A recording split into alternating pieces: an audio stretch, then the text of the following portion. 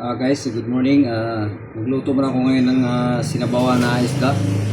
So itong sabawang isda ay tanigi. Yan, dalang piraso lang dahil ako lang kumakain ito sa ganitong luto, mga kababayan. Kasi mayroong lagyan ng dahon ng talbos ng kamuti. Yan. Saka ito yung mga lamas. Siyempre tanglad at saka loya, kamatis. So ito lang ang halo natin sa ating sinabawan para healthy ito mga kababayan. Saka nag-init ako ng tubig, pinakuluan ko pa, so hindi pa kumulo.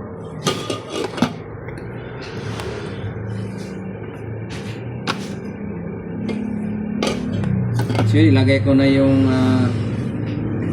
mga lamas muna mga kababayan. Lagay ko. So yung kumulo na yung ano.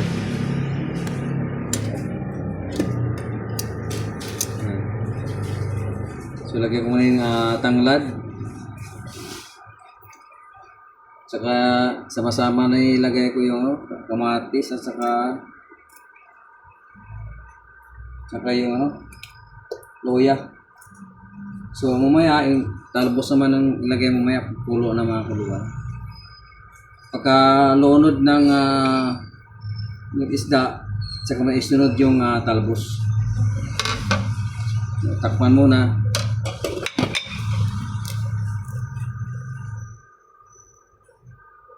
Yan, lagay ko na yung mga kababayan, lagay ko na yung isda.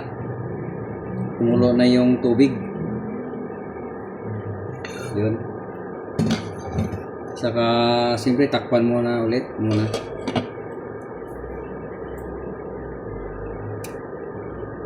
Tapos lagyan ko na ng asin ito mga kababayan. Konti lang.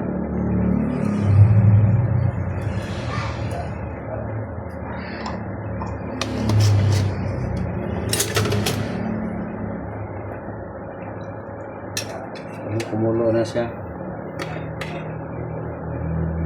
At saka ilagay ko na yung mga kababayan yung talbos ng kamote. Wow.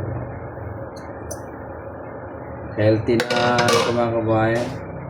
Kasi kaya kuminsan-minsan dapat mayroon tayong kumain tayong sinabawan na isda. Tulad itong tanigi, mga kasarap to sa sabaw. Tanigi. So takpan natin yung sandali mga kababayan. At siyempre lagyan natin ng pangpalasa rin.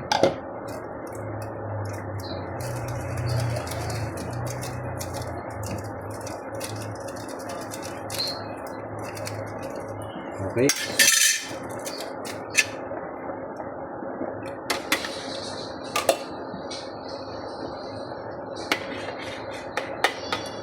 Tikman muna natin mga kababayan kung tama na yung alat o lasa.